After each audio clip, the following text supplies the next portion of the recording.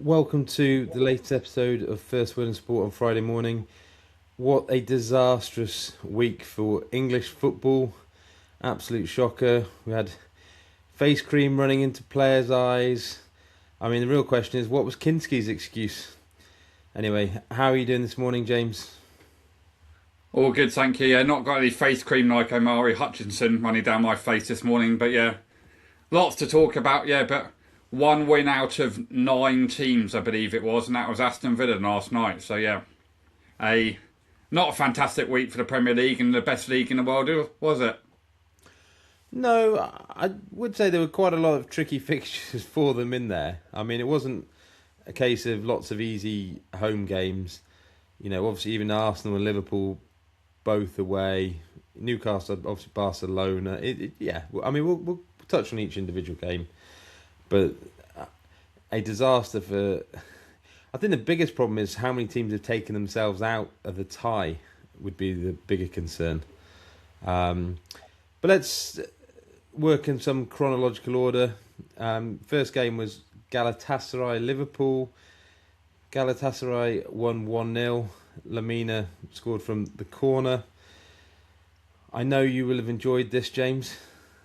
Any particular thoughts? Arne Slot. I'm sick to the back teeth of him, to be honest with you. He's just, I'm just waiting to the end of the season with him. Surely FSG have got to look at that. And the only reason I think, we talked about it before, that he's doing a job is that Liverpool couldn't get the man they wanted to. And it's probably looking right, looking at other teams making changes. I know Carrick at United, but they've got the issues now of what they do with him in the summer. Obviously, Tottenham will come on to. Yeah, another bad performance. I don't understand the tactics at all. We made it look very easy for Galatasaray, that we know are. Yeah, they're okay at home. Don't get me wrong, they've got some half-decent ex-Premier League players. But let's be honest, Liverpool should go there with their squad of players and win, but none of them turned up really. The only one to come out of any credit was the keeper, Marandashvili. The rest of them were poor 3-4 out of 10s. I still don't understand the tactics. People still have a go at Mo Salah. Yeah, he wasn't great at all in any way, stretch imagination. However, he had one touch in the penalty box, in their penalty box, over 60 minutes. What are you doing asking an all-time Premier League great as an inside forward, asking him to be a winger at his age, and hug the touchline? I just don't get it. So, yeah, they're not out of the tie, as you said. It's only 1-0. They can't play much worse at home on Wednesday night. But I it's was just going to another say bad performance. it could have been a lot worse. I mean, there was that goal that was disallowed. You know, offside. Not sure about that. Was he? Yeah, on first look, I can understand why they've disallowed it, but it's not. He's not interfering with play at the That's what I time. mean. You dodged a bullet there. I thought your centre backs were really poor, actually.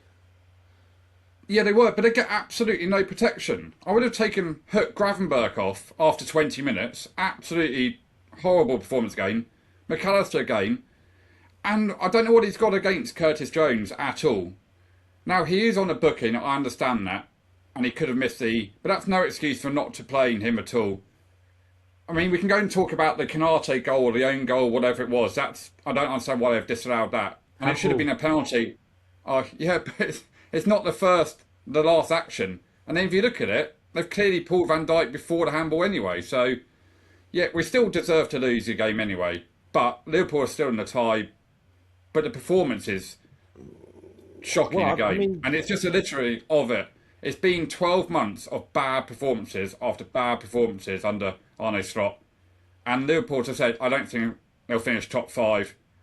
They also got the hardest draw in the FA Cup on Monday night away at Man City. They're not going to win the Champions League. Can't wait to the end of the season, to be honest with you. so you're 1.4 to qualify to the next round. So I mean, you are in still decent shape, but it's still you'd have hoped there wouldn't be even that much jeopardy.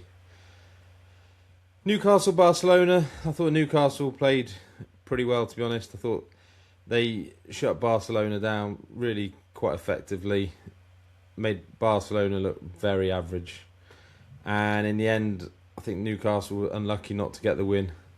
It was just such a silly tackle at the end, conceding that penalty that Yamal scored. I mean, Newcastle missed other chances.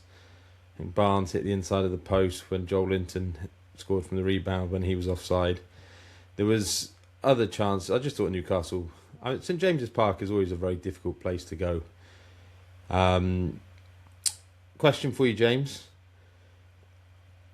Are you telling me you take Nick O'Reilly ahead of Lewis Hall as left back for England?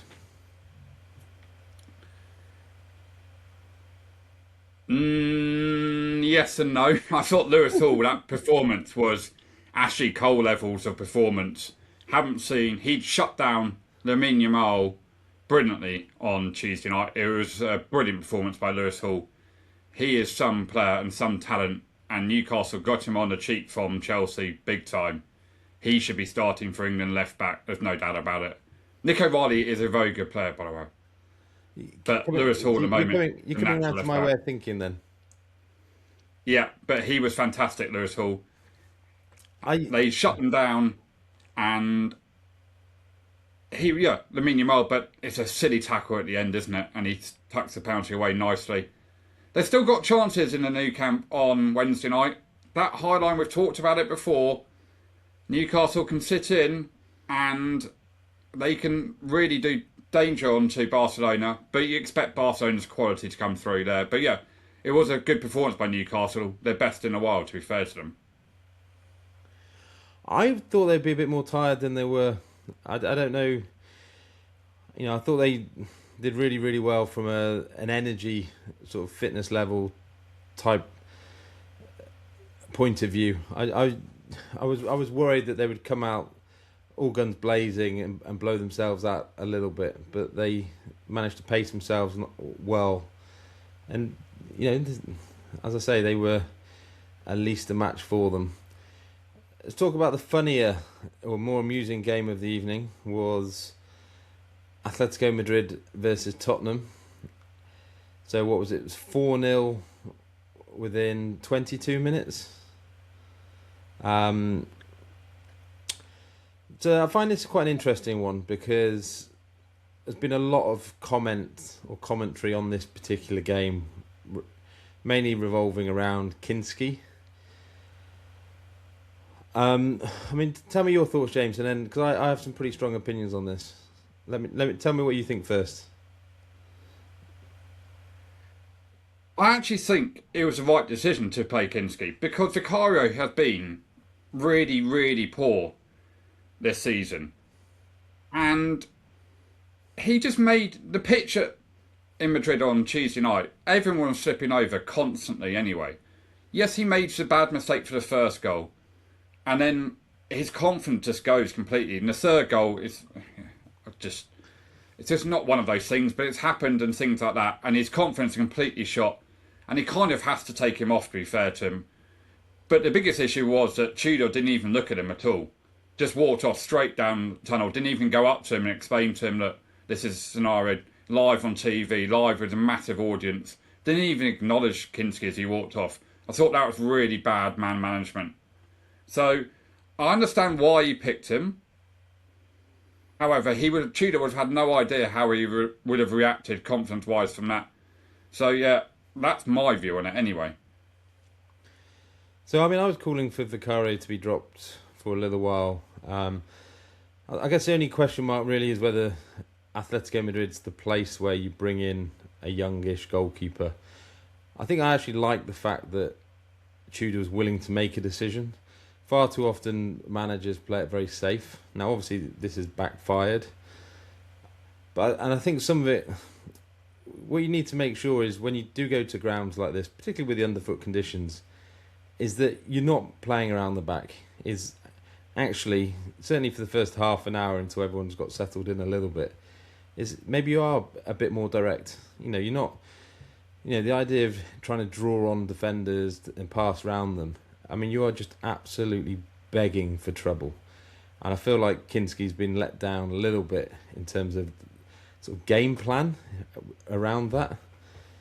But I do think Vicario has a few issues, and not least one being leadership, is the amount of moaning and negative energy I always sense that comes from Vicario. He's very, very good at blaming others all the time. And he's just been really, really poor. And so I actually quite like the fact Tudor made the decision. You know, what we're going to see is you're going to see Vicario returning goal against Liverpool at the weekend and will no doubt underperform. And it's just a bigger problem Tottenham have to actually sort out in the summer. They need a new goalkeeper. And it's cost them obviously this particular game, but I don't have any problems at all, as I say, with the actual decision. Vicario isn't good enough, and it wasn't just Kinsky who made mistakes. Van der Ven obviously had a shocker for the second goal. Other players were really poor all game. What I find quite interesting is the number of people who say, "Oh, Tottenham played quite well," and I think there needs to be some sort of context. When a team's 4-0 up, they're not going to go for it in quite the same way as if it's 0-0. Yes, I agree with you. Atletico Madrid can take the foot off the gas and just manage the game, manage the tie. The biggest issue is Tudor and his team selection and tactics. Players don't know whether they're coming or going. They don't know whether they're playing 3 at the back, 4 at the back, 5 at the back. You look at that game, and they played obviously 3-ish at the back. They played Porro as a right wing back, and they played Spence as a left wing back. But at times, Danzo was playing as the right back, and they shifted everyone across. Romero, Van der Ven, and Spence left back, and Porro as a right back. But when they defended, there was huge spaces in between, behind Porro, and it was just easy for Atletico Madrid to get in behind them. And then, at half-time, he makes another couple of substitutions, changes formation again. Then he moves Archie Gray to left wing back halfway through the second half. He brings on these players. They just don't know what they're doing. They really don't know what they're doing, and they won't. I don't think. How do you keep him in the job now or not? Even if they lose, what do you do? Because if they lose at home lose away at Liverpool on Sunday, that's 7 defeats in a row. Yep, 7. And then Atletico Madrid on Wednesday night, that's 8. And then you got Forest at home. So when do you make the decision? Will they make the decision? I don't know. Because surely he had the time he wanted to do it. It would have been done on Wednesday after the game on Tuesday night. So you're not going to do it now. Unless you get complete shellacking at Anfield on Sunday, you're going to do it then? And you've got a couple of training sessions till Atletico Madrid. That you're already out, essentially, of the Champions League. I think there's a big lack of leadership at the top of the club without Levy there now. So there's a couple of aspects to it for me. One is, I think, I've been on record saying I thought he should have gone after Palace. The impact they were hoping for on a short-term deal just wasn't there. And you could see that very early on. There was a lot of player sort of discontent in that Palace game at the end with Porro and Van der Ven, Romero. There's a lot of unhappy players. And I think something we touch on quite frequently is what other options do they have? They must be able to come up with something more interesting than what we're seeing from Tudor. Because I really, really believe that if they carry on with Tudor and what we've seen from Tudor is they're going to do incredibly well to stay up. As you say, if you go into that Forest game, 8 losses in a row, that's not a draw. It's not a case of not having won in 8 games. That's 8 losses in a row. And that, that's very, very difficult for any team to sort of overcome, particularly in front of what would be a very nervous home crowd. Well, that's the thing. All the media talk will be 8 losses in a row.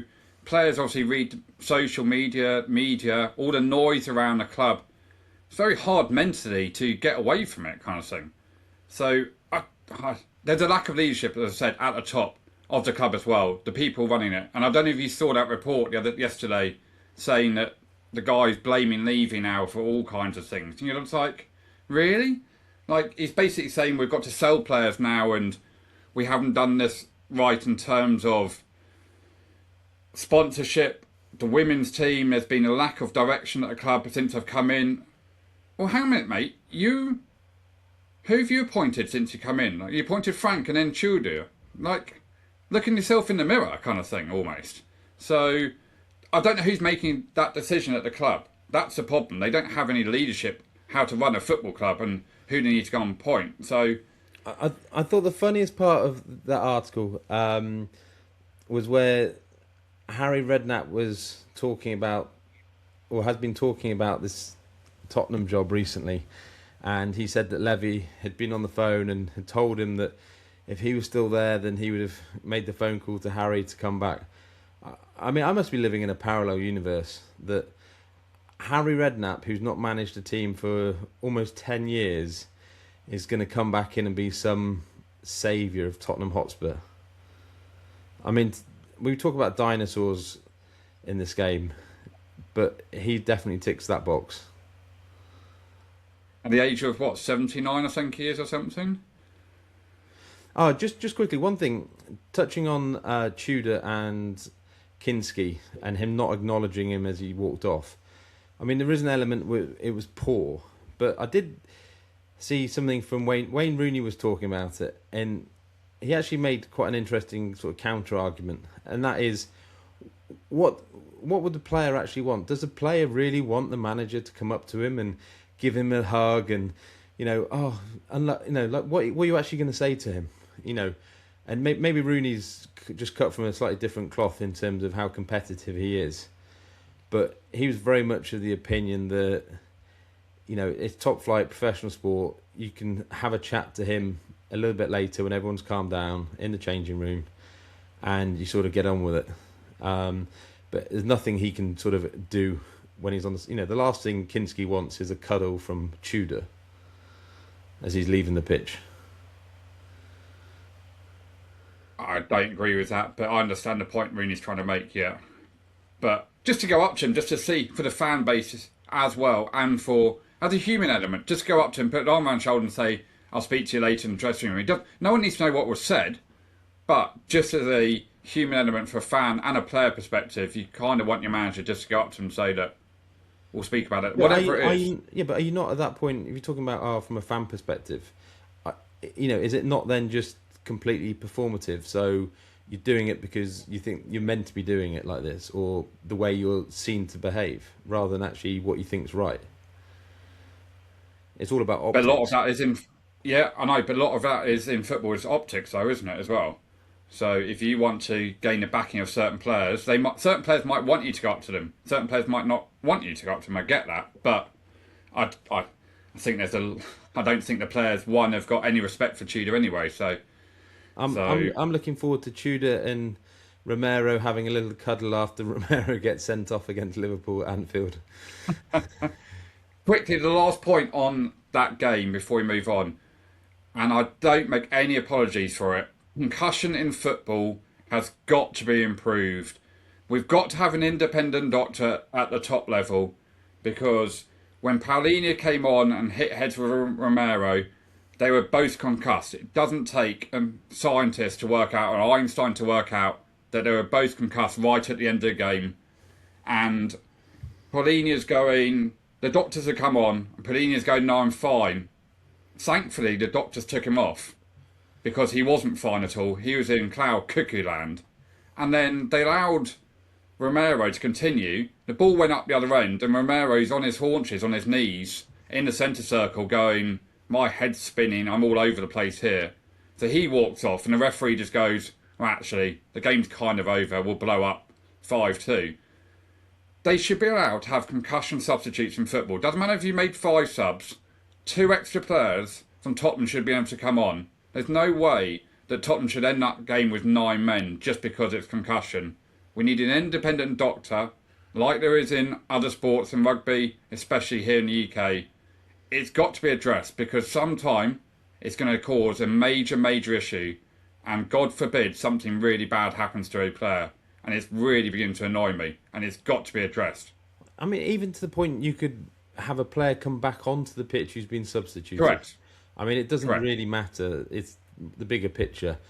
I mean, I can't say too much, but I've heard some unbelievably shocking stories in recent weeks about concussion with regard to junior football, and it is a massive problem, and they have to get on top of it. it's not good. As you say, they have to sort it out, and they have to set the example at the very top, in that where they've actually got the money what they can afford to spend, sorting the issue out. Because then it filters down to the lower leagues and the amateur football and the kids' football, where coaches and parents have to take responsibility. Any head injury, it's not like a leg break where you can replace a leg. Head injuries are very, very serious, and it needs to be sorted at top level, because people look at the top level sport and the way that players act and the way that teams react and play. So it needs fixing, and it should be a priority. And it winds me up more than anything at the moment, seeing it. I think you just have to have an acceptance that it's far bigger than any individual game. It's the health of players. It doesn't matter whether it's a cup final, doesn't matter how big the game is. You have to err on the side of caution. Let's talk about Wednesday night's game. Early game was Leverkusen Arsenal. Arsenal were really, really poor, and they have been bailed out big time in terms of that penalty decision for the foul on Madueke. I mean, it does.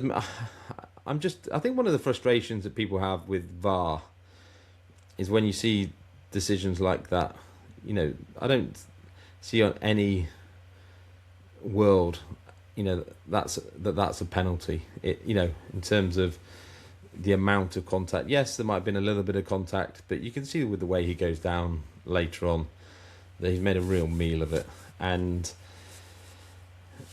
you're hoping that VAR comes in big games as the right big decisions sort of get made, and it just doesn't feel like that was the case. I think Arsenal haven't been that impressive in terms of performances recently. They've had some amazing results, but not performances. And this was just another one on that list. Obviously, they're in great shape now to sort of go through. I think they're 1.15 in the to qualify market. And, they've dodged a massive bullet. If they'd gone back to the Emirates 1-0 down, it would have been a very different story. There's never a penalty in a million years. And Martin Keown should not be allowed on Arsenal games. He is an Arsenal club employee. Look, when the Champions League draw is on, he is there in Arsenal attire representing the football club.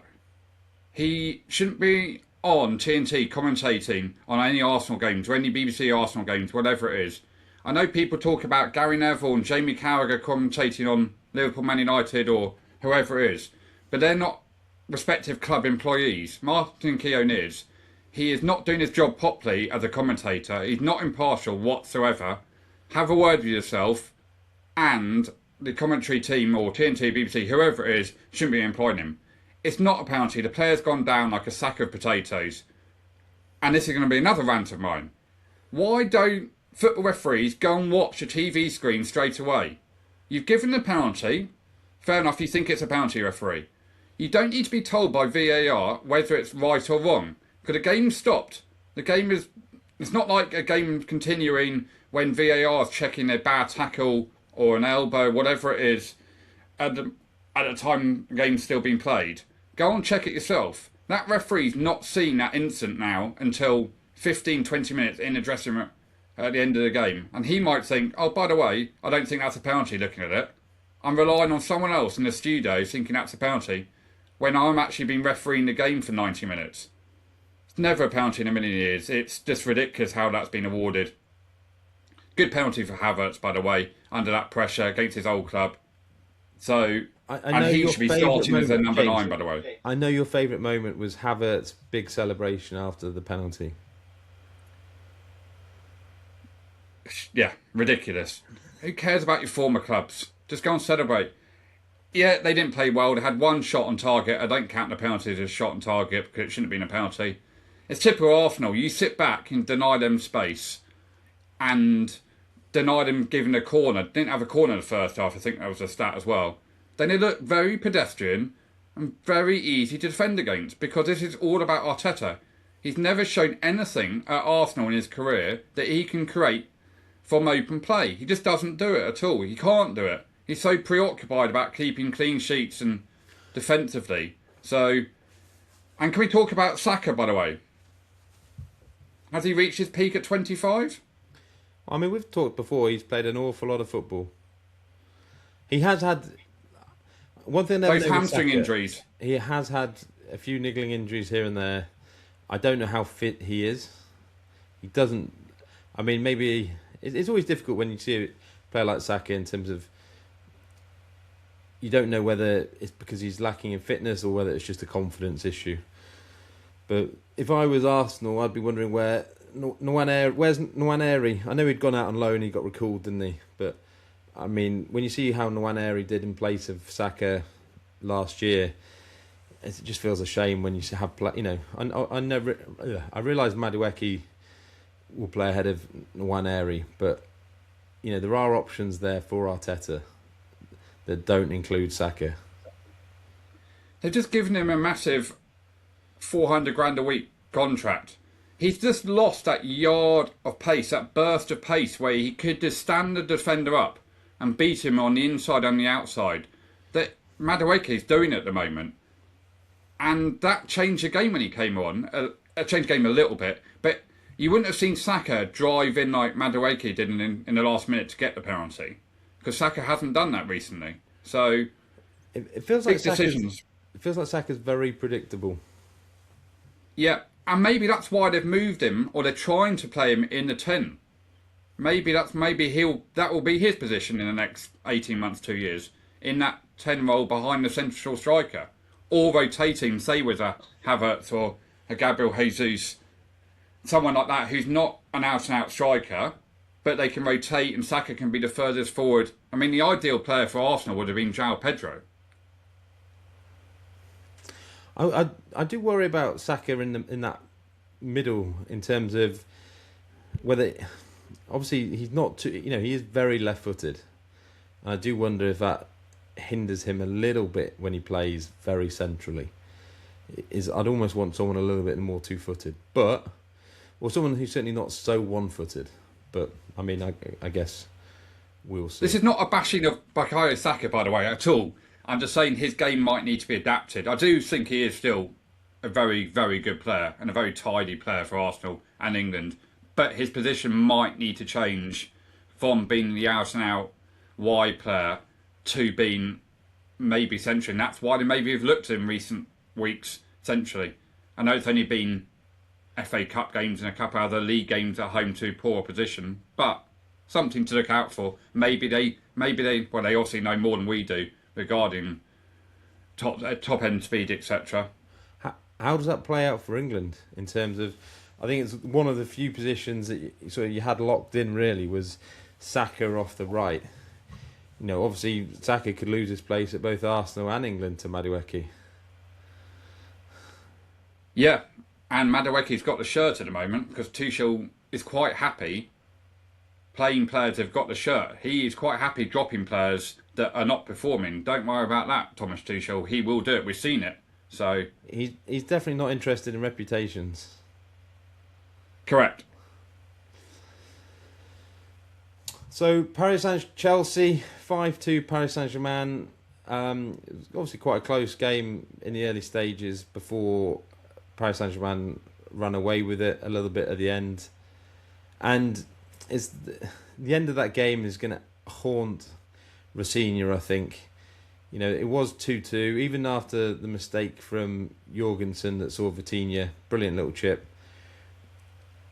If you go back to Stamford Bridge, 3-2 down, it's not the end of the world. But you concede goals 4 and 5 and suddenly...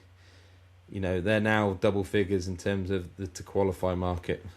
It ended up being a disaster.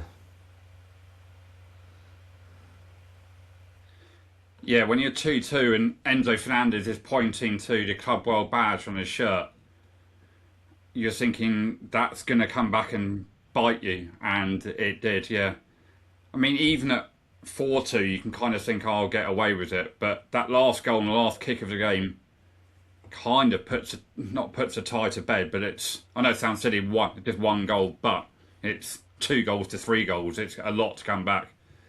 Jorgensen again, talking about like Spurs need a new upgrading keepers, but we talked about it. Chelsea have got 2 bang average goalkeepers, and they need a massive upgrade in the summer because they're both not good enough at all. And I think that's so. I think what's interesting with Jorgensen is that Rosenior clearly rates him. So when he first came in, Jorgensen was injured, so he had played, and then he was injured, and then so Sanchez came back in. Sanchez been very underwhelming under Rosenior, and it, given that Jorgensen started against Villa in the league, and Sanchez obviously started in the FA Cup, it wasn't a surprise to see Jorgensen start in this particular game. Again, playing out from the back, just a recipe for disaster for these keepers. I mean, it's so difficult. They are asked so much, so much is asked of them. It's one thing I would say about Emi Martinez at Villa. He is very, very good at it. Yes, he'll get it wrong occasionally, but given how much he's expected to do with the ball at his feet, mistakes are going to happen, but it is very difficult for for these younger keepers who are feeling the pressure a little bit more. Whether you're going to Paris, whether you're going to Madrid, it's tough. Yeah, and they can continue making mistakes if this is the way the tactics is, and trying to bring the opposition onto you so you can exploit space on other areas of the pitch. Keepers are just not good with their feet compared to outfield players, and you make a mistake as a keeper, your confidence can go down rapidly. Unless, you're a striker, you can always get another chance. But a keeper, if you make a mistake like that, it can always be on your mind. And that opposition will know about it as well, yeah. So they've got a big decision in the summer, Chelsea. They need a new keeper. I know that Pender's at Strasbourg, but they need a proven keeper. I maintain I was amazed they didn't try. I know they have certain policies within the club. I was amazed they didn't try and get someone like a Martinez last summer in terms of just I know they don't want the elder players, but to have an experienced goalkeeper, or obviously Maignan from Milan, who they were very heavily linked with, is just to get some experience back there, because I think it would help the centre backs as well. The centre backs have been poor for Chelsea, but it doesn't help when you don't necessarily have huge faith in your goalkeeper. But a disastrous result for Chelsea. I mean, Chelsea season not in danger of falling apart very quickly, but those league games now, so important for them to finish back in that top 5 in terms of Champions League next season. Yeah, and Dembele back for PSG was huge for them, so just a focal point up front. Brilliant goal. So the other big game was obviously Real Madrid-Man City, 3-0 to Real Madrid. Let's start by talking about Pep's lineup. I was surprised, but mildly, and it stemmed even with his choices of fullbacks. Suddenly you got Kusanov at right back ahead of Nunez, who's done really, really well. O'Reilly played at left back instead of Aït-Nouri, who's done really, really well. It just, you then miss O'Reilly further forward. I don't know, it just seemed all, Savinho started. It just seemed so light in midfield when you've only 2 central midfielders you had were Rodri and Bernardo Silva. It just seemed a bit of a crazy lineup. And what was interesting was how Real Madrid actually had so much time to ping the passes around in midfield and look comfortable. Pep overthinking things again, because clearly that cushion off right back is because he wanted some pace against Vinny Jr. Left back, when Aït-Nouri's been playing really well as a left back and O'Reilly's been playing really well in midfield, they go and play O'Reilly up against Valverde, and then you allow Madrid in midfield to have all the space you want because they can play 2 in midfield, Bernardo Silva and Rodri, who've got absolutely no legs and can't get round the pitch at all. just smacked of overconfidence, overthinking from Pep Guardiola again. And he has history of doing this, by the way. Look at the Champions League final they lost to Chelsea. Complete random team selection. And from a manager or coach that hasn't really been changing his team recently, as we've pointed out, or you've pointed out, to go into that, to change both fullbacks and play two and out wingers in Docker and Savinho, and then play Semenyo as a 10, stroke centre forward with Haaland. Yeah, it was odd, and Real Madrid took full advantage, and it was one of the best hat-tricks you're going to see in a long, long time. And he is very underappreciated, Fede Valverde. The touch, by the way, from Courtois on the first goal is brilliant. Donnarumma, I listened to Joe Hart. He has been very good, actually, Joe Hart, in the week, talking about goalkeepers. He just said that Donnarumma just thought he was coming out of the box and rather give away the goal than a red card and a penalty, whatever it was. In that instance, he was just like, we'll give the goal away. If he scores, we'll give the goal away, but we'll keep 11 players on the pitch and we'll get back into it. Second goal's just a bit unfortunate. Comes off Diaz, I think it is. But it's a heck of a good finish. He takes it really quickly and Donnarumma can't get down to the left-hand side. And then the third goal's just fantastic. It makes Mark Gay look a little bit silly. There's no real issues from Gay there at all, but brilliant finish. And you even have to look at Mbappe and Bellingham's reaction. You know how good it is when two of those superstars go wow. As a non-professional footballer, you go, okay, you realise how good a technique that was. And the penalty miss from Vinny Jr. could have put the tie completely to bed. And they still are in it, City. They're kind of still in it a little bit. But, yeah, 3-0 damage limitation it was. But, yeah, again, it's Pep overthinking things. Well, I think one of the problems is I don't think City are just as good. You know, I mean, that was a relatively weak Real Madrid team with all the players missing. You know, yes, they've scored some great goals, Real Madrid, which always helps. So you've got 3 brilliant finishes. It always helps you take your chances. Sounds obvious, but I think people underappreciate it sometimes. But City didn't create much going forward. You know, they didn't have control of that game. I think in terms of that first one with Donnarumma, I'm just a little bit amazed because he wasn't that close to the edge of the box. If he was a couple of yards further out when he sort of released it in terms from a hand's perspective, I could understand it a bit more. It just seemed like a bit of an error of judgment. In as much as he could have played the ball and then let go of it anyway type of thing. But brilliant finish. But yeah, I think Man City, they have... I'm just not convinced that they're that good this year. And I think that's partly why Arsenal will sort of walk to the title. Yeah, I think actually the Champions League though is wide open. It's not an outstanding team. I know Bayern Munich obviously thumped Atalanta as well, 6-1, and without Harry Kane. And just a word on Michael Olise. Could be a few clubs queuing up for his transfer in the summer if Bayern Munich are that silly, because he's fantastic at the moment, playing out there as an inside, right-hand side forward there. 2 great finishes. They're looking to form team, Bayern Munich. They've got goals all over the park. They've obviously got Musiala's back. They've got an abundance of talent. Nicholas Jackson's a good backup for Harry Kane if Harry Kane's not available.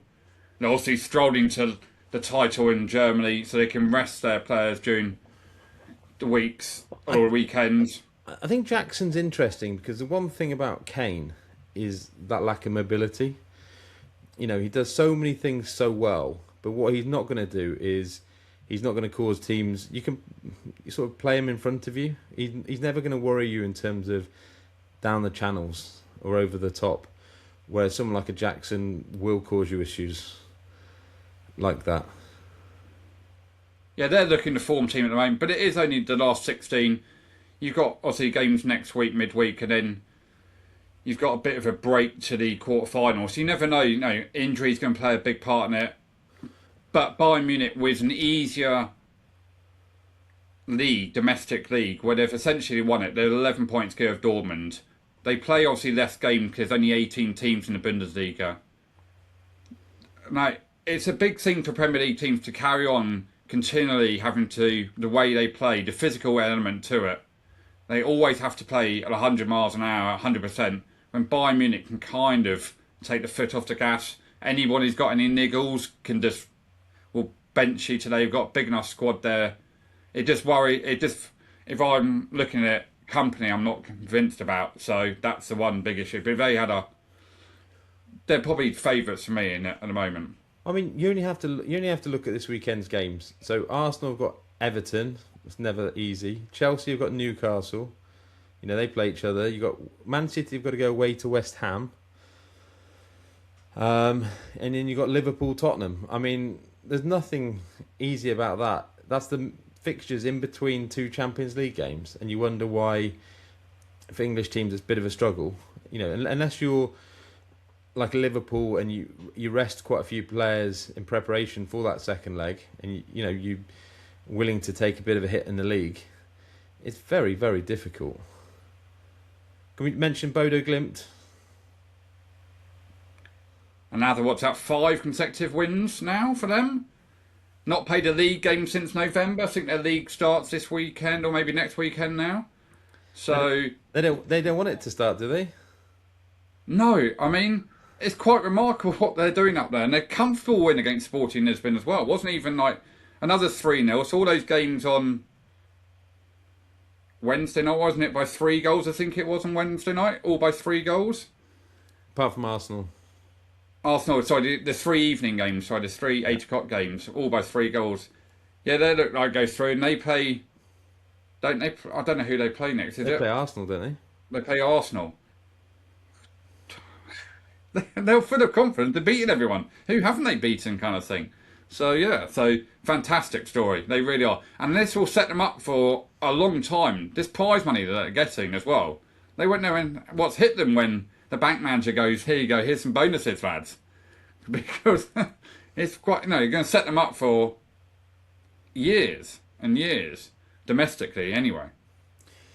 So let's look at last night's matches: Europa League and Conference League. Start with Europa League. Just touch on Forest Midtjylland first. I mean, Forest were dominant in terms of possession, dominant in terms of chances, but Cho scored late on, good header. I think it sort of typifies this Forest team a little bit, that goal. I don't know if you've seen the goal that Cho scored. There was no pressure on the player in terms of crossing the ball. It was so lazy getting out to him. And then Aina defensively just didn't even jump. I mean, it's like, what are you doing? You basically let him have a free header. The conditions were dreadful, and the ball's skidded off the surface a little bit into the corner. And Forest are in a whole world of trouble in that game now. And it's not good to be losing these games at home when you have such a big game, such big games coming up for Forest, where they've got Fulham at home on Sunday. You don't want to be losing to Midtjylland on the Thursday night.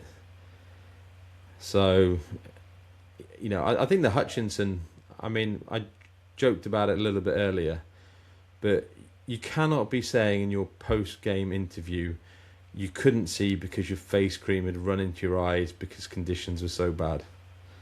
I mean, honestly, you are opening yourself up to absolute ridicule. And, I'm left wondering who has a flakier squad. Is it Forest or Tottenham in terms of the battle to stay up? Seems like those two are the teams that are likely to go down, yeah. I didn't see the game at all. All I've read about the reports are, and it's been like that all season for Forest, they don't have a goal scorer. They're missing Chris Wood massively. But they didn't create that many great chances. So if you look at like the stats, so they had I can't remember what it was. So let's say, for example, 1.8 XG, but it's from like 20 plus shots. They're not creating good chances. They're locked low. Yeah, they're not creating massive big chances, which is a better indicator of how you're playing or how you're attacking anyway. Because, as you say, if you create 20 chances, your XG is obviously going to be up there because just the volume. But it's a matter of big chances you need to look at regarding how teams are attacking. And Midtjylland are very good defensively as well. So Do you think Forest will bin the competition off next week and try and concentrate on the league? Well, I don't know. So I found it quite interesting because I was looking before this match, and I was convinced that it wasn't a 0% chance that they could have made wholesale changes last night. and binned it off and focused on Sunday in terms of Fulham. Obviously, they made a couple of changes in the end, but I think they've almost caught themselves in no man's land a little bit. And it does happen like this, is, you basically played nearly all your starters. You've had to bring on a couple of players who you didn't necessarily want to bring on anyway, because you wanted them to rest. You've got a pitch where the conditions were dreadful. So it was a heavy pitch. It was surprising for a Premier League ground that there was as much sitting water on it as there was. And I think come Sunday, that may come at a cost for Forest. You have to prioritise what's more important to you. Is it Europa League? Is it staying in the Premier League? If it had a little cushion in the Premier League, like 4 or 5 point cushion over, say, West Ham, it might be slightly different. They are slap bang in that relegation race. They're level on points with West Ham. Sometimes you have to make difficult decisions. Last night was not a priority. Is staying in the Premier League is, because I honestly think this Forest team, if they do get relegated financially, I think they're up against it financially anyway. I think they are absolutely screwed. Not in the same way so in a completely different way to Tottenham. I think Tottenham would be okay for like a year or two if they did go down. It wouldn't be the end of the club. I can see Forest being just a whole world of pain. And we touched on it in previous episodes. It drives me crazy what West Ham did with regard to Somerville in that FA Cup. They didn't need to play him. They didn't need to play Bowen. Somerville is now injured and out of that Man City game. He has been incredible for West Ham. You could argue he's been as important as any player, even ahead of Bowen. He misses out because of a meaningless FA Cup game. That might be the difference between West Ham staying up and getting relegated. I just do not know at what point these clubs start actually making proper, sensible decisions. Yes, the crowd may not like it, but your job's to stay in the Premier League. I agree with you. Priorities, and I don't think, going back to Forest, I don't think their priority is Europa League. Their priority is staying in the Premier League. Okay, so it is staying in the league, right? So don't put out the team you put out last night, okay? Yeah. And what you certainly don't do is in that round 8 game against Ferencvaros, is you don't play as many players as you did, and you don't bring on your superstars when you're 3-0 up after 70 minutes or whatever it was, right? None of it makes any sense. It just seems so illogical. And it's actually only when you get injuries like Somerville's that it sort of highlights what poor decisions are made. And I would go as far to say Emery has got it wrong at Villa in terms of, yes, it looks great now in terms of Europa League finishing top 2, so you get the home leg second, okay? But Villa's players are exhausted. Villa Villa played a very strong team in the FA Cup, against Tottenham. Villa lost Kamara for the season, injured. Was the FA Cup Villa's biggest priority at that point in the season? No. They were in a much better position in the league. They obviously still had the Europa League. They could have made a ton of changes in that game. It's easy to say in hindsight, but we've been banging this drum for ages. You're losing key players in games that, you don't want teams to just bin off competitions, but certain teams in certain positions need to make difficult decisions. Yeah, I remember Jurgen Klopp got criticised by Liverpool fans and media alike when he binned off the FA Cup and the Carling Cup or Carabao Cup, whatever you want to call it, in his tenure. He did it for a reason. Because he wanted those 3 weeks at this back end of the stage of the season where those competitions were not his priority. And it's very hard to compete on all 4 fronts. I know Man City and Arsenal are doing it at the moment, but it's still only mid-March and there's still 2 months left of the season. And those clubs can afford it because they've got big squads. But these clubs who don't have big squads, when you're losing big players for playing stupidly pointless games... Well, I would say that Arsenal are able to... Are they doing it because the manager wants for his benefit himself, for his own ego thing like that? Is that what do you think Nuno did at the weekend or on Monday night? Probably. I can understand you want to sort of keep momentum, as they would say, in terms of that. But you can't do it at the expense of losing players like Somerville and Bowen. You know, I don't know. It drives me absolutely nuts. I mean, it takes someone like an Arsenal. Arsenal have been incredibly fortunate that if they'd got the FA Cup draw that, say, Newcastle or Villa had got, whether it be like Villa had Tottenham away and then Newcastle. I think Newcastle had Bournemouth, then they had Villa away, and then they had Man City. It's fine for Arsenal. They've been hacking around at Mansfield and who else did they? Was it Stoke or I can't remember who else they played. But they've had ridiculously easy cup ties where they could make a whole series of changes. If they'd been playing against quality, top half Premier League teams, their season would be looking very different, even in the Champions League. If they'd got a Paris Saint-Germain last night rather than a Leverkusen, the additional workload for those players, because we know Arteta doesn't trust his backup players in games which aren't against your Mansfields of the world. Not just physically, it's mentally as well for these big games. Arsenal have got Southampton in the cup. And then Man City have got Liverpool. So Man City have to play their first team essentially, and mentally as well. It's a big game, media, etc. But anyway, let's move on. Can we just talk about? Obviously, it's a great win for Villa yesterday. To be fair to them, I know it's the only club that won. Just quickly on that. So Onana was brilliant. I thought Bogard played really well. Ollie Watkins is such a divisive striker. Off the ball, he's very good. His finishing is so bad. The chances he wastes. And actually, just quickly, it takes me on to something. I don't know if you saw in midweek, Matthew Benham, obviously Brentford. He was. There's quite an interesting interview. It's about 45 minutes long of him at Sloan, the big analytics conference in America, where he was talking about strikers and how one of the things that they realised at Brentford was that it's far more important to find strikers who create 3 chances. They might miss all 3 one-on-ones, but it's much more important to create those situations rather than finishing them. My immediate thought was, if he wants to buy Ollie Watkins back, make an offer. I think that ship sailed, Luke. But yeah, no, what I think you did see with Villa yesterday was a real level of professionalism and actually experience. So Villa have had these types of games an awful lot in the last 3 or 4 years. 3 years ago, Villa could easily have lost this type of game, but they're looking a lot more sort of savvy and bit of street knowledge, and that experience is paying off a little bit, I think.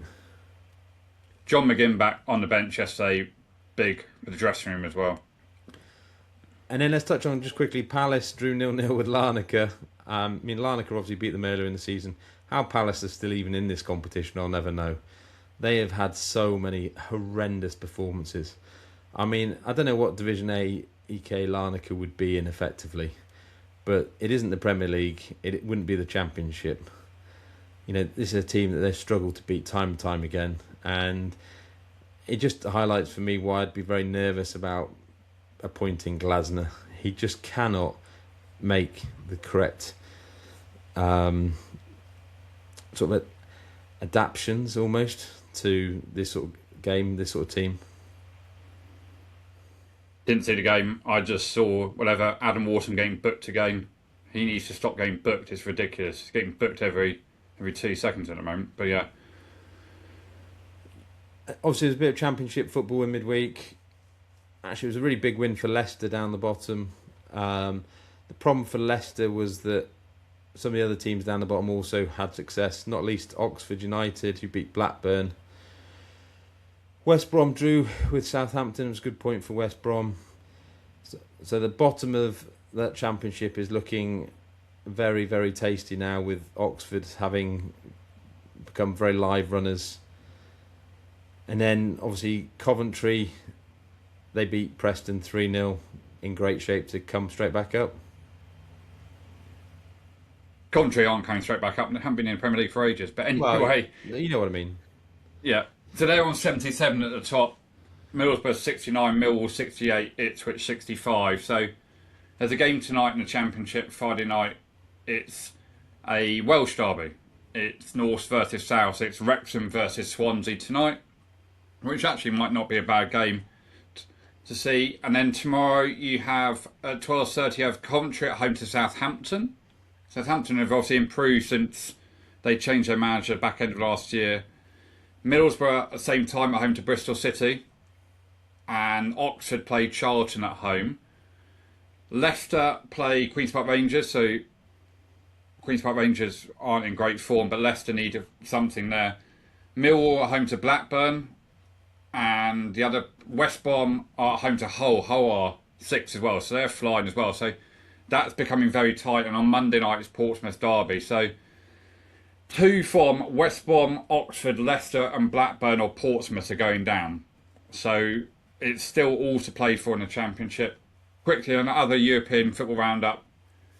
Ligue 1 tonight, Marseille play Auxerre. Lorient play Lens on Saturday at 4 o'clock. But the big news is that Paris Saint-Germain aren't playing this weekend. They've been given the weekend off by the authorities because of Champions League. They play Wednesday, Tuesday. This happens quite often in European football. It would never happened last year when Villa played. I think they had a game. I think it was against Nantes or something like that. I can't remember, or maybe it wasn't allowed in the end. But there was certainly talk about. I think it was a game against Nantes that in that middle weekend. They wanted it cancelled or postponed, and the difference is that these leagues want their clubs to be successful. The Premier League could not care less. Yep, so PSG have got a nice weekend off. Obviously, they're probably through against Chelsea. But anyway, Bundesliga, Leverkusen are playing Bayern Munich on Saturday at 2:30. Dortmund play at home to Augsburg. Obviously, we talked about it. Bayern Munich are 11 points clear in Germany, so that's over that title race. Serie A, you have Inter are back in action. They play Atalanta tomorrow, 2 o'clock Saturday. Napoli play Lecce tomorrow, 5 o'clock. And on Sunday, Lazio host AC Milan. The Inter are 7 points clear in Italy. La Liga, Alvarez play Villarreal tonight. Villarreal are joint third, with Atletico Madrid. That's tonight. Atletico Madrid, talking of them, they play Getafe in a kind of Madrid derby. That's tomorrow, Saturday afternoon, 3:15.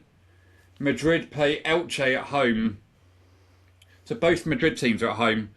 They play Elche tomorrow night, and Barcelona at home to Seville on Sunday at 3:15. So Barcelona 4 points there. And then in Scotland there's another big weekend. Tomorrow Celtic are at home to Motherwell at 3 o'clock. Kilmarnock host Hearts to Leaders tomorrow night at 8 o'clock.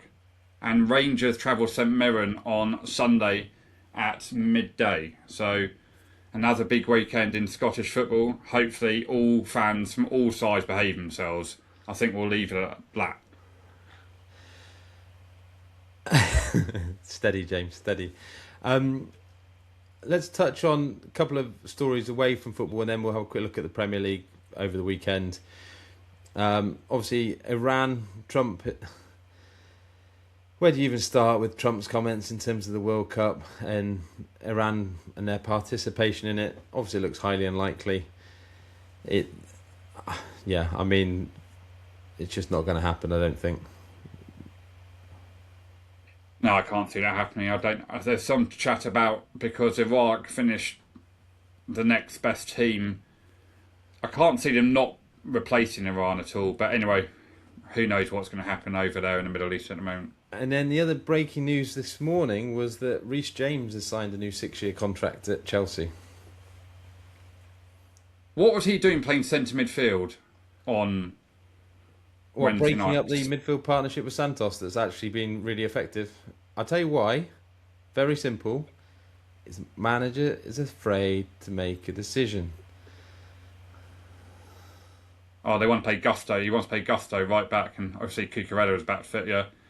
Reece James is not a centre midfielder in a Champions League game or a big Premier League game. He's fine when he's against poor teams. Just touch on it one moment, right? So, James is obviously a quality player, but he does have a ridiculous history of injuries. So I know. Let's give him a new 6-year contract. I mean, what? I know the way the sort of Chelsea model works in terms of wanting to tie these players up to long contracts on slightly lower wages generally, but he's not going to be on a low wage. And one of the problems you have with the way Chelsea are doing it is, if you get a good player, you're still paying them big wages anyway. It just, I don't know. It just feels a big risk to be giving Reece James a 6-year deal on what will inevitably be big money. I did see a report talking of Chelsea briefly before we move on. Obviously, their massive contracts they're giving out to players, they'll be on lower wages because it's going to be over a certain amount of years. Don't tell me the likes of Caicedo, Palmer, Enzo Fernandez will want what they're on, 150, 200 grand a week. They want 300-400 grand a week. So this is one of the problems of the model, is that when you do find a superstar, you have to pay them as a superstar anyway. So yeah. So what you're not benefiting from is that lower wage. But not our problem. That's one for Chelsea. And I'll tell you what, if Chelsea don't make the Champions League this year, they will have to sell quite a few players, I think. And the problem you have is you end up selling all your good players. We've even seen that a little bit. There's been plenty of players they've sold, like your Lewis Halls, Livramentos, who I think they would want back. Caicedo, Palmer, just to name a two. Would they be happy for second? Yeah. Okay, let's look at this week's Premier League games. 3 o'clock on Saturday with Sunderland Brighton.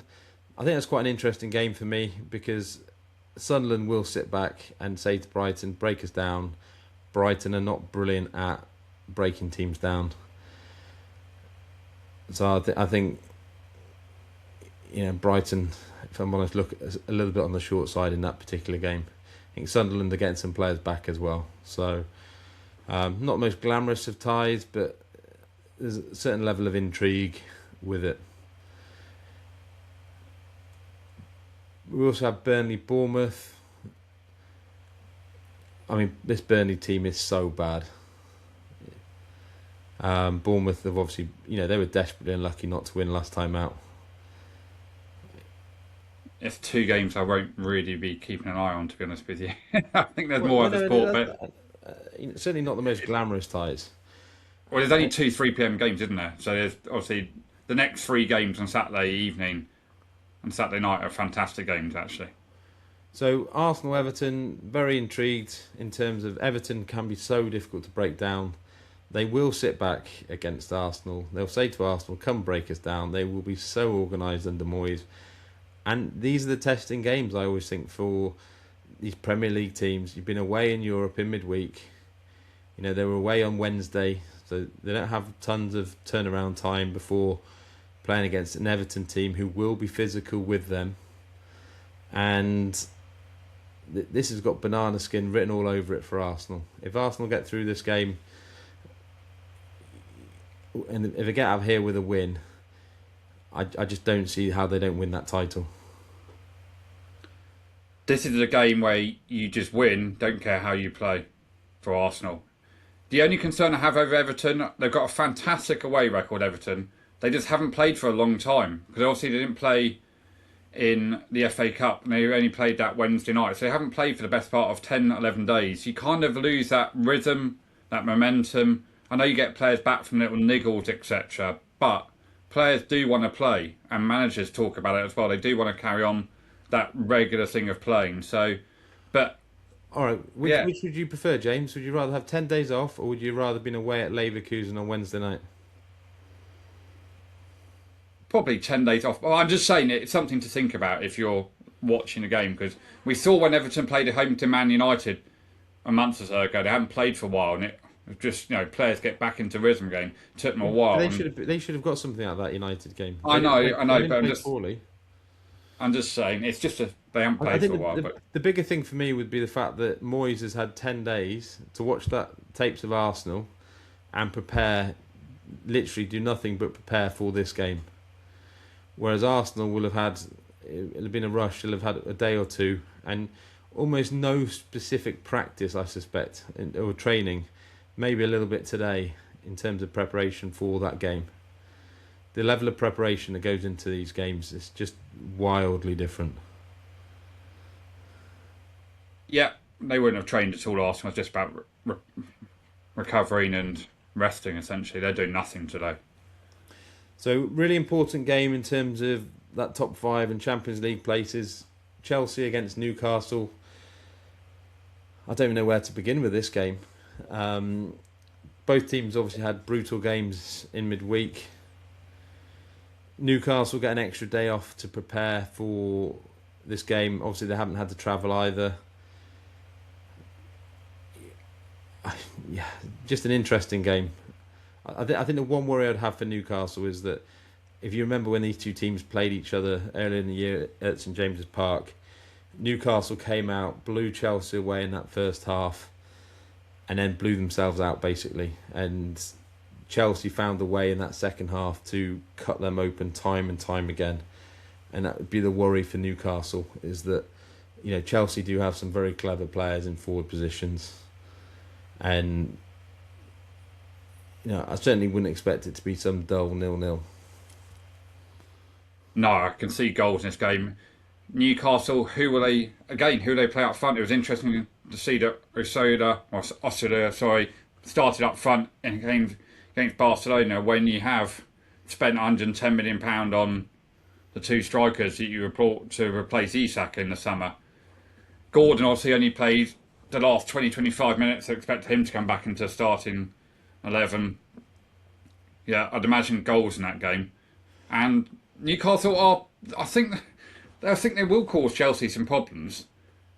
So, yeah, that'd be a fun game to watch. It really will be a fun game to watch, because it is a big game, because Newcastle's last league game, obviously, beating Man United with 10 men.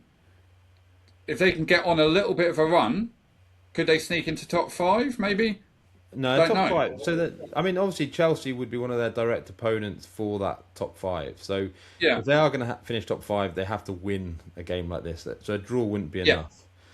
I mean, they'd be 6 points behind. They're 9 points behind Chelsea at the moment. So, it'd be within 6 points with, 8 games to go. Not beyond the realms of possibility. But again, big game for Chelsea. I mean, they're level on points to Liverpool, 3 points behind Villa and United.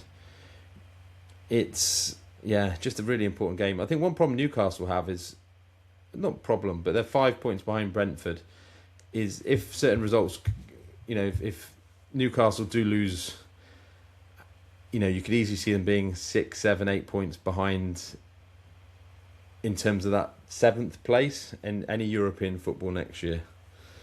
Which would be, if Newcastle don't qualify for European football next year, that feels like it'd be a bit of a disaster, to be honest. I mean, Brentford have got Wolves at home on Monday night. Yeah, and what price Joel Linton and Caicedo both get booked on tomorrow night? 1.1? No. Those two will go at each other, definitely. If I'd imagine Joel Linton will start, really, because I think you'll need him there with Tonali. So yeah, I think so. Joel Linton's actually played really well recently. I think you'll see Joel Linton, Ramsey, and Tonali in there. So I think that's one thing that has been interesting, even with Bruno being injured, is with Joel Linton being fit and actually playing pretty well again. It's given a bit of time to Ramsey, who's actually been playing all right. Big game Saturday evening in terms of title race and relegation race. This potentially is a really good game. West Ham, Man City. Man City fresh off that thumping at Real Madrid. It's difficult to then come back on the weekend. You're away at a team who's shown really, really good form. But West Ham don't have Somerville. And it's, they definitely, Somerville would have had a field day against this Man City defence. Be very interested to see Pep's lineup, because you look at the bench on Wednesday night. They had Ake, Stones. They could all both come back. They obviously had Reinders, Nico Gonzalez, they had all these players that they could quite easily make 7 or 8 changes on Saturday night. It wouldn't surprise me if he goes completely rogue and makes all. Nunes will come back in. El Nori will definitely play left back. It wouldn't surprise me if they completely change a lot of it. Harden will definitely play. I think you need Harden play. Well, I wouldn't be surprised to see Marmoush play. I wouldn't be surprised to see Cherky play. So they could make 7 or 8 changes. Well, freshen up a bit. They certainly need something. And then on to Sunday. And by the way, anything but a Man City win and title's done. It's done. Yeah. I mean, it's pretty much. I mean, Man City have to almost be perfect from here on in. Sunday, Palace Leeds. Not sure what to make of that game. Big game, United Villa. Villa's record at United is so bad. I cannot even begin to describe it. You know, United have had all week to prepare for it. Villa just don't actually match up particularly well against this United team. Although maybe slightly different under Carrick, you know, in terms of Villa always struggle against teams who play 3 centre-backs and wing-backs. So it's interesting, obviously, that Carrick has your more traditional back 4, which I think actually would suit Villa a little bit more. They just struggle against teams who play 3 at the back. I think we talked about it before, the lack of pace in this Manchester United team on the width pace. I know Mbremo's got some pace and Cunha's got a little bit of pace, but they don't have any real natural wingers. And you can kind of say to Man United, go on and have the ball, we'll defend deep, don't go in behind us per se, and sit back and see what you can do. We'll try and counter you with the likes of, if Watkins plays, I imagine he will start ahead of Abraham and whoever they play on the wings. Yeah, it will be an interesting game because I do think Emery, as you say, much better tactically against a 4 at the back than he is a 3 at the back. So one thing I always find interesting, so Villa tend to be better against the better teams, and that's partly because one aspect that they're weak at is trying to break teams down who sit in that low block. Because they play through the middle an awful lot and don't rely on wingers, is the middle ends up getting really clogged up. And so I can imagine Villa sitting back saying to United, you know, come and break us down, and actually we're quite happy to hit you on the break. And it was a little bit like last night against Lille, in that Villa are pretty good on the counter-attack. They have, you know, with Rodgers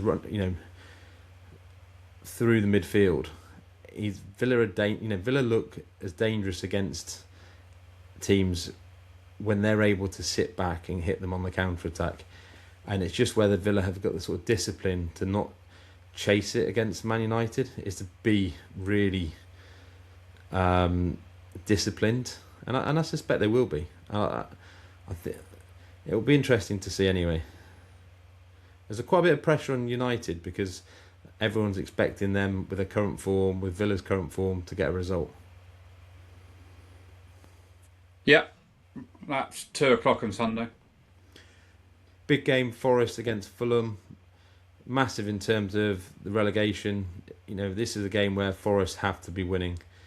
But I don't think it's going to be that easy. As I say, they've just had this game away on Thursday evening against Midtjylland. Fulham come into it after, obviously, they made loads of changes last weekend when they lost to Southampton. So there'll be no worries about how fit this Fulham team will be. I don't particularly rate Fulham hugely. I think they're potentially a little bit overrated. But I also think that they're a very sort of solid Premier League team. Whereas this Forest team haven't really shown that much this season. They just need to win. Forest, that is, yeah. It's a home game in the Premier League, and it's never easy. Fulham are half decent. Obviously, they had a poor result in the FA Cup last weekend, but they obviously rested a load of players anyway. Harry Wilson probably should be back as well. So, yeah, fun times for Forest, because they just need to start scoring some goals. We've talked about it on this pod today and things like that. their big players, Anderson and Gibbs White, need to stand up on Sunday. 4:30 game on Sunday, Liverpool, Tottenham. Hopefully, well, I say hopefully. I mean, in many respects, I quite enjoy seeing Liverpool not win, but in terms, it just doesn't feel very likely. Although having said that, I always say this. Obviously Tottenham have had a very difficult game away in Madrid. You've obviously had a difficult game away in Turkey. They're two teams. I wonder if Slot will make a few changes for this game. Who knows what? Tottenham can't really, because they don't have any options to make that many changes because of injuries. But I just wonder if Slot might be tempted to freshen it up a little bit. Yeah, so Tottenham obviously don't have Mickey van der Ven. He's suspended after his red card against Palace. So, and it will be interesting to see if Paulinho and Romero play. They shouldn't play because of concussion, but I'd imagine they will play. Liverpool, who knows what Arne Slot will do. Obviously, his sons, Gakpo and Gravenberch, will both play, I'd imagine. Why not? You've got to play your sons. So, who knows? Ngomara should be starting. He really should be starting. So, I just don't know. Tottenham are bad, but Liverpool are bad. People don't appreciate how bad Liverpool are because it's not in the media. Liverpool are a really poorly coached football team. Really poorly coached. They are at home. If they don't win, then he should be collecting his P45 on Monday morning. We know that's not going to happen. It's the first time I've heard you express that opinion, James. I know. So it's another game of football for Liverpool. Just TikTok to the end of the season, please, and just get us out of here. But yeah. And then I think one thing you need to see from Liverpool is something a bit more positive going forward. I would say that. Yeah, but at the moment, Liverpool can't defend, can't attack. So he opens it up, Arne Slot, like he did against Galatasaray a bit, and they look horrible defensively because they've got no structure on and off the ball. So then he goes back to default and tries to make us really negative and really boring, hard to beat. He puts loads of midfielders in and denies space in the midfield and looks us compact so defenders get more protection. But then that affects the way Liverpool go forward, and no wonder they can't really score goals or they don't get their best players into positions in key areas and get big chances. And they stick out Salah on the right hand side and Gakpo on the left hand side. So he's just poorly coached football team at the moment, and I have been for 12 months. Let's not think about it any other way. So yeah, it's just TikTok to the end of the season. And then they should win. But Monday night we have Brentford Wolves. Quite interesting in terms of obviously Brentford in quite good shape for that 7th place at the moment, particularly with Everton away at Arsenal. I think what's interesting for me is Brentford have this habit of, just when you think Brentford are going to kick on a little bit and turn up, it's amazing how many times they throw in some shocking performances. I mean, they were so lucky against Bournemouth last time out. But I think that's due to what we've said recently, is though that some of these players are not always on it 100%. They're not top end players as like Champions League players. So if you're not on it slightly, you can look a little bit weaker than you normally, and it's not just to form. So it'd be interesting to see which Wolves turn up, whether they can build on those performances against Liverpool, Villa, Arsenal, and whether they can cause Brentford some issues. I mean, this is a game Brentford have to be winning if they want to finish top 7. But I always quite enjoy. It feels like non-stop football. We've got obviously late Saturday game, obviously Sunday 4th. Lots of games on Sunday, Monday night, and then we're in Tuesday, Wednesday, Thursday, European football this week. So lots of live football, which is always good. it is indeed. There's lots of live other sport as well this weekend, to keep us entertained, if you have time. Obviously, Grand Prix, we forgot to mention Grand Prix last week. Obviously, the second Grand Prix takes place this weekend with Golf and Players Championship. Obviously, some pretty horrendous conditions there so far this week. One of the big stories was Morikawa withdrawing after one hole this week, which caused a lot of angst amongst the betting community. What else we got? We've got a bit of rugby. Yeah, so Six Nations, the last round of Six Nations tomorrow. First game, 2:10 is Ireland-Scotland. So those two teams can obviously win the Six Nations. Very interesting game. Ireland obviously are not at full strength. They've got a few injuries. James Ryan's now injured, so Tyg Burns, second row again. Jack Crowley's obviously the 10. Bundiaki's back on the bench after his suspension. Scotland, new second row partnership because they've got their two main players are injured after the game against France last weekend. So can Finn Russell produce his magic in Dublin? They've not won there in like 9 years or something. I think the last game, I don't think they've won at the Aviva for a long time. They've revamped Aviva. Last time they won was at Croke Park 11 attempts ago, something ridiculous. So big game there. Then you got Wales, Italy and Cardiff at 4:40.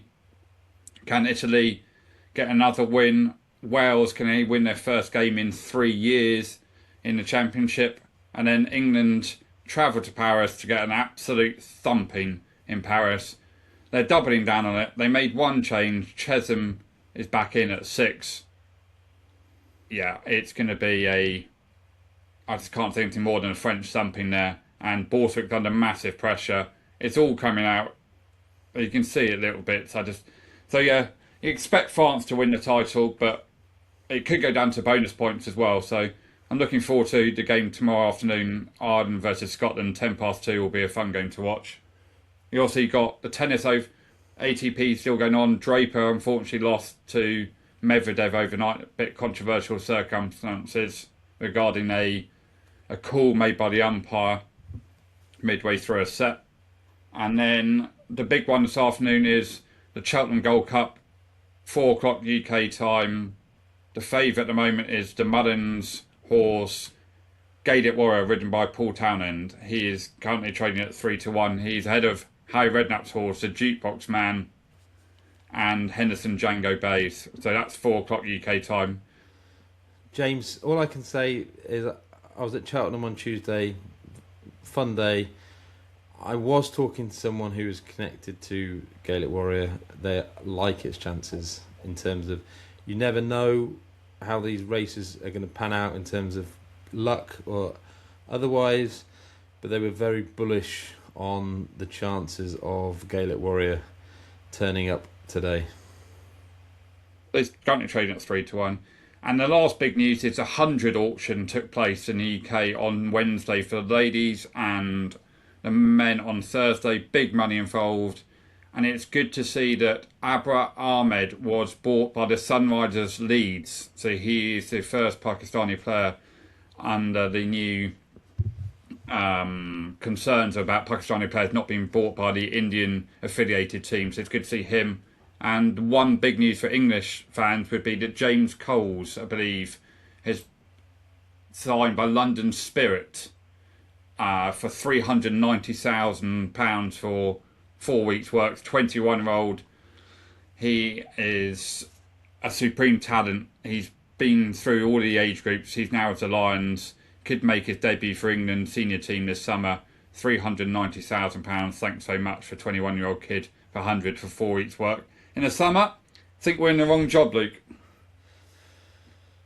Well, the only other sporting story, one story did catch my eye was, I know you don't like NBA, but it was there's a guy of Miami Heat called Bam Adebayo who scored 83 points in a game this week.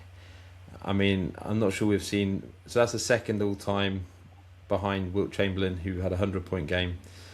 I'm not sure you'll see many games where such a big achievement be so stat padded, for want of a better phrase. I mean, he had almost 43 throws in that. You know, normally you'd want to celebrate these things as an incredible achievement, but I'm not sure it's going to go down quite like that. But anyway, it was just quite an interesting story from the other side of the pond. So yeah, right, we'll catch up on Monday, James. Enjoy your weekend. And yeah, we'll catch up with everyone on Monday. Yeah, cheers all.